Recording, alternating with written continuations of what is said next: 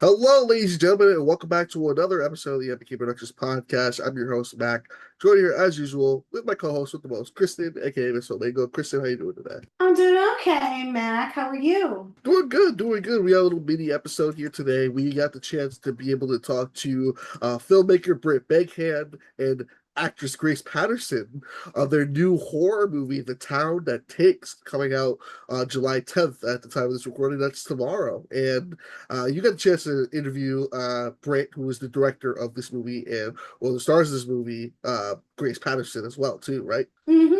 And they were both very, very nice and very happy to talk about their film, a suspense thriller that they got to film together. They are a husband and wife duo, and they were very lovely to talk to as they shared about filming their latest project. And we hope you all go check it out. It comes out in theaters July 10th. So as of this recording, tomorrow. So it was wonderful getting to talk to them. Yeah, the synopsis of this movie goes: blinding edge of your seat suspense, supernatural terror, and emotional family drama. The film follows Dean Richardson, played by Britt Bankhead, a troubled Army veteran attempting to rebuild a relationship with his estranged 12-year-old son, Wyatt, following the sudden death of his ex-wife. The journey takes a terrifying turn when they stop in a remote backwoods town haunted by whispers surrounding the word Croatian. Croatoan? Croatoan. Croatoan. Croatoan. Croatoan, okay. After a brutal murder leaves Dean as a prime suspect and Wyatt suddenly disappears, he is forced into an uneasy alliance with veteran detective Douglas O'Shea, rookie detective St. Clair, as a series of unexplained deaths, disappearances, and impossible encounters begin spinning throughout the region. As evidence points towards something far older and more sinister than a simple murder investigation, Dean races to uncover the truth behind the legend before ancient evil claims another victim. Dun dun dun. It's you got the chance to, like I mentioned before, Kristen got the chance to talk to director Britt Bankhead, and he's the star of this movie. He's going to be playing Detective Dean Richardson. He also got she also got the chance to talk to Grace Patterson, who plays Detective St. Clair as well too. They got to Yes. give Chris the insight on what this movie is like. This movie is a very interesting watch, very interesting suspense, very interesting thriller. It's a nice little. I will say, watching this on during the nighttime is very interesting with it because anything but horror in the nighttime, I always get scared. A lot of people love watching horror movies at night. I certainly do. It adds a different feel. Hit or miss for me sometimes. That's true. Alrighty, so should we jump into the interview? Yeah, let's see what they got to say. Enjoy the interview, y'all. Well, it's lovely to meet you both. Thank you for taking the time of your busy schedules to talk to me. I enjoyed the film. So right away, I want to hop in and ask Britt, why did you want to tell the story about CROATOAN and writing the script? You co-wrote it with John Blaze. How much of that story is rooted in the real mystery versus your own interpretation? Well, a lot of it, I remember hearing about it in school in like fifth grade. They were talking about CROATOAN. I always thought that was like an interesting take on something, just a whole colony that vanishes and there's nobody knows what happened. So it's Yeah.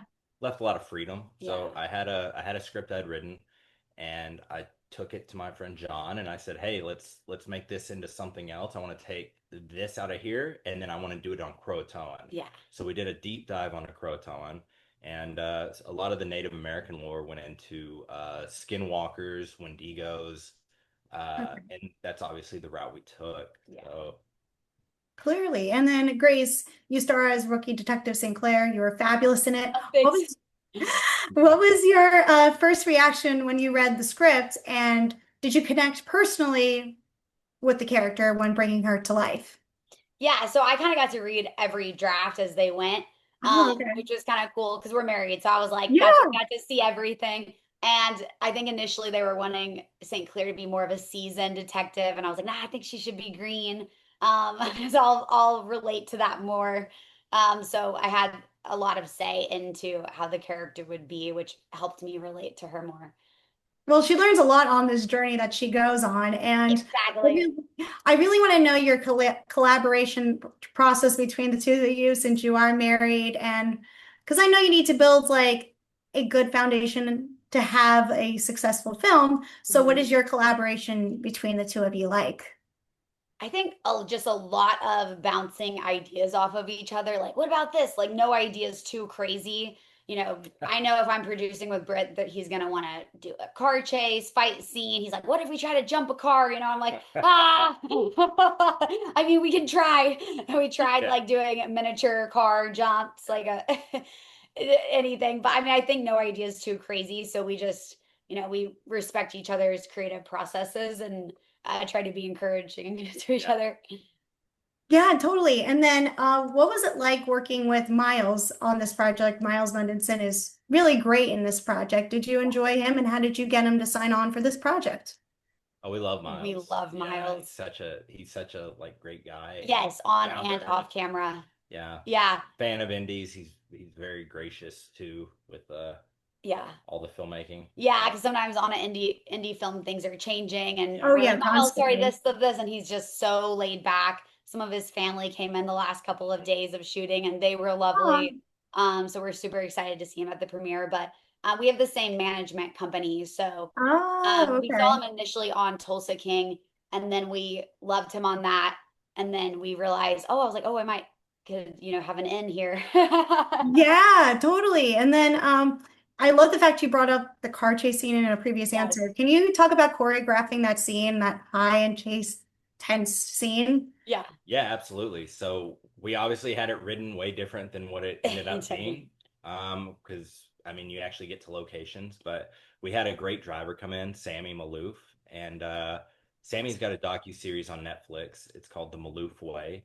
Oh, okay. And we're scouting this town, Tool, Texas, and we go into the police station to be like, hey, we want to shoot a car chase here. And they're watching his show on Netflix. So like immediately they turn around and they're like, oh my gosh, it's Sammy Maloof. And we're like, yeah, we actually want to shoot a car chase here. Yeah. And Oh, wow. Shut down any road, Yeah. you're good. we're like, well, we want to flip some cars too. And they're like, okay, great. Yeah, Yeah. sure, whatever you want, man. Yeah. So, but we adapted to what we had available. Yeah. Well, it worked out great because I really enjoyed Thank that you. scene. And one of my other favorite scenes, it's early on in the beginning of the film, the convenience store scene. I really loved seeing that atmosphere. You feel the intensity and the journey that we're about to eventually go on. What was it like creating that tension and that eerie atmosphere throughout the entire film? Man, the gas station scene was funny because that's like the gas station I grew up going to since I was Oh like my God, 5 years no way. old. And so it wasn't the same owners, but we got access to the owner because of that. And we're like, do you mind if we use a little bit of blood? And the gas station is like, oh, we're like, I mean, by a little, we mean a lot, actually. Yeah. They're like, sure. Yeah. So, I mean, the gas station, I think, already had kind of the right vibe to it. And then once we added the blood and the body, everything, it really just built up. I think a lot of our cinematography helped build that tension. John was really good about Yeah. utilizing his camera angles to help us give that tension to the film. Totally. And then I love the fact that everybody wore various different hats on this project. You know, Rick, you're the producer and star, John is the editor, Janitor. cinematographer, Janitor, yeah. and then Britt, My you got brother was everything. our catering. Oh my goodness. So you really had a strong team here. So Britt, I wanted to ask you, did you have a favorite part while working on this film? Is there a task that you enjoyed the most? Was it the directing, the acting, the writing? What was the part you enjoyed the most? I think writing and acting is things I love, and then post production where everything kind of comes together. I love post production. It's an amazing time in my life. It's fun to like sit down together and just like figure out the puzzle of how it's going to turn out to be in the end. I love seeing part. And which each part it gets better. Like you see the raw footage, then you add in the sound, then you add it, and it's so crazy to see it come to life. Oh yeah, definitely. And then without giving too much away, I wanted to ask, what was the most challenging scene that you guys filmed?